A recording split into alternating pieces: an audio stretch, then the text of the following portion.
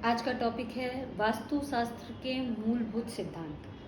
हमारे वैदिक शास्त्रों के अनुसार यथा पिंडे तथा ब्रह्मांडे, अर्थात जैसा हमारा शरीर होगा वैसा ही ब्रह्मांड होगा। हम ब्रह्मांड का ही एक पार्ट हम जीवात्मा होते हैं। जिन 5 महाभूतों से ये ब्रह्मांड बना हुआ है उसी से हमारा शरीर बना हुआ है। तो इन दोनों में, ब्रह्मांड में और हमारे शरीर में, एक संतुलन होना बहुत आवश्यक है। और ये संतुलन स्थापित करते हैं 5 महाभूत। अब ये 5 महाभूत क्या हैं? सबसे पहले पृथ्वी, दूसरा जल, तीसरा अग्नि, चौथा वायु और 5वां आकाश। ये 5 महाभूत हमारे लिए बहुत इम्पोर्टेंट है। और जब इनका संतुलन बिगड़ता है तो हमारी लाइफ में सारी प्रॉब्लम्स आ जाती हैं, सारी कठिनाइयाँ, सारी समस्याएं इन्हीं के संतुलन बिगड़ने से होती हैं। और हमारा घर वो स्थान है जहाँ पर हम अपना पूरा जीवन बिताते हैं, सबसे ज़्यादा वक्त वहाँ रहते हैं। तो जब भी अपना घर बनवाएं या जहाँ भी आप रहने जाएं तो इस वास्तु का और इन 5 महाभूतों का बैलेंस ज़रूर देख के ही जाना चाहिए। और ये ज्योतिष शास्त्र का एक हिस्सा होता है वास्तुशास्त्र, जो हमारे ग्रहों को एक्टिवेट करता है, हमारे ग्रहों को कंट्रोल करता है। तो हमारे ग्रहों के अनुसार, हमारी कुंडली के अनुसार हमारे घर का वास्तु कैसा हो, इसको ज़रूर कनेक्ट करना चाहिए। आप जब भी अपना वास्तुशास्त्र के अनुसार, वास्तु के अनुसार अपना घर निर्माण करवाएं तो अपनी कुंडली भी ज़रूर एक बार अच्छे किसी ज्योतिषी को दिखा लें, जिससे आपका जो भी प्लैनेट अच्छा है, प्रोमिनेंट है, उसके अनुसार आपके घर का वास्तु निर्माण करवाया जा सके, जिससे आपका और आपके घर का वास्तु का संतुलन बन सके और वो आपके लिए बेनिफिशियल हो सके। ओके, तो हम लोग वापस अपने टॉपिक पे आते हैं। ये 5 महाभूत क्या हैं और हमको कैसे प्रभावित करते हैं और हमको उनका बैलेंस कैसे करना है। पहला महाभूत है पृथ्वी। पृथ्वी से हमारा स्वाभाविक संबंध होता है। पृथ्वी सूर्य की परिक्रमा करती है। पृथ्वी के अंदर गुरुत्वाकर्षण की क्षमता होती है, चुंबकीय क्षमता होती है, सारे मेटल्स पाए जाते हैं। हमारे शरीर के अंदर भी लौह तत्व पाया जाता है, आयरन पाया जाता है। हम गुरुत्वाकर्षण के कारण ही पृथ्वी पे खड़े रह पाते हैं। पृथ्वी के 2 ध्रुव होते हैं, उत्तरी ध्रुव और दक्षिणी ध्रुव। तो सारी चुंबकीय जो वेव्स होती हैं वो उत्तरी ध्रुव से दक्षिणी ध्रुव तक जाती हैं। तो इसका विशेष ध्यान हम लोग को रखना चाहिए कि हमारे घर में हमारा शयन कक्ष कहाँ पर, जहाँ पर ज़्यादा से ज़्यादा ब्रह्मांड की ऊर्जा हमको प्राप्त हो सके। हमारा सर दक्षिण की दिशा में होना चाहिए और पैर उत्तर की दिशा में होना चाहिए।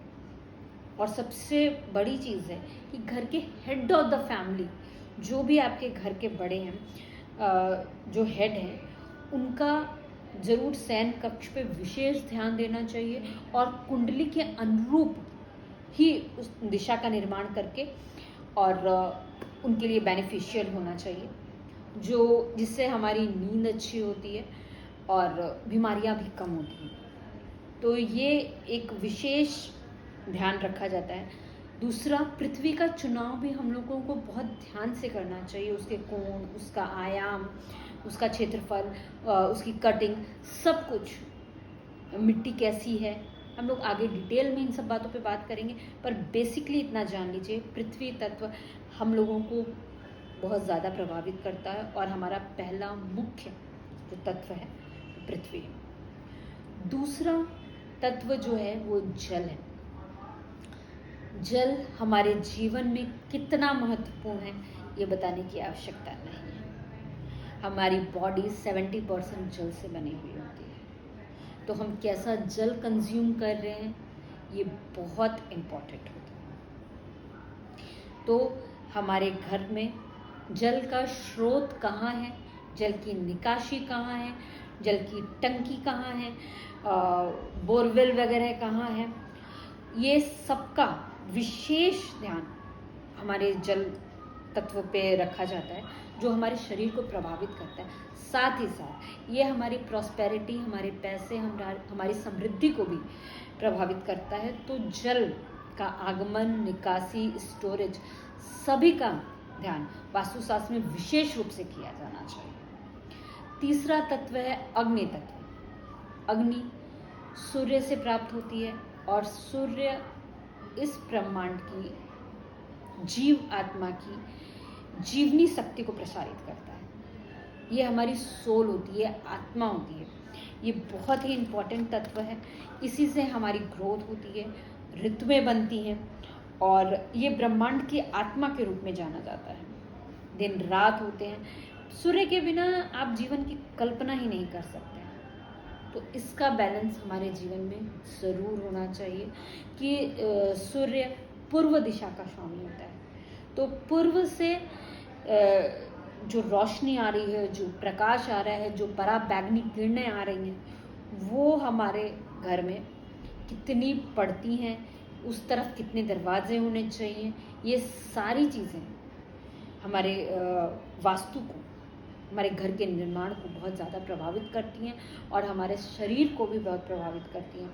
सूर्य आरोग्य का देवता माना जाता है। हमारे हेल्थ पे उसका बहुत ज़्यादा असर पड़ता है।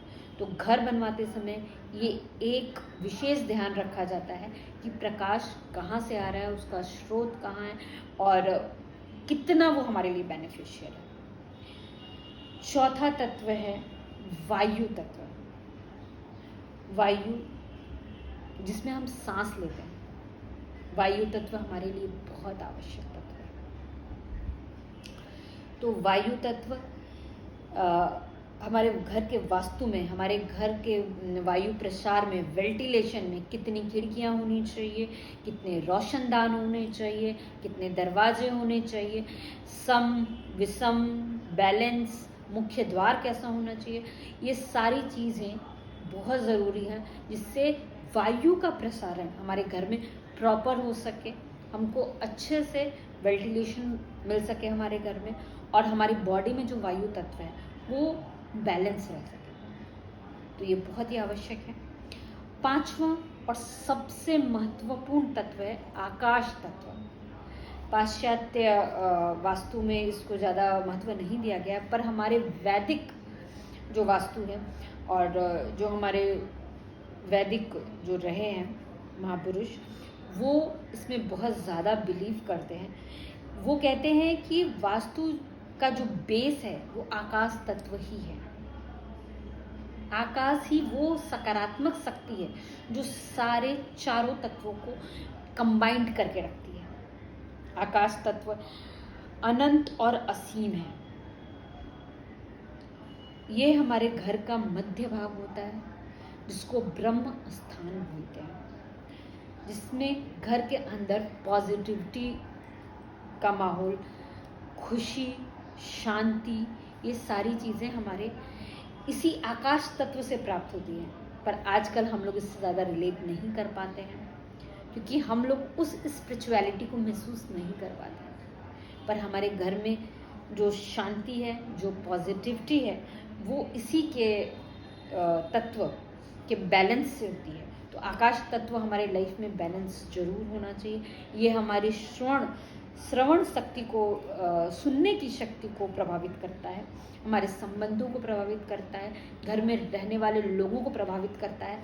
तो घर में साफ सफाई हो, घर में अनवांटेड चीज़ें ना हो, खराब लौ पदार्थ ना हो, खराब इलेक्ट्रिसिटी चैनल ना हो, ये सारी चीज़ें हमारे घर के आकाश तत्व को मजबूत करती हैं। तो इसका विशेष ध्यान हमको रखना चाहिए। Thank you so much.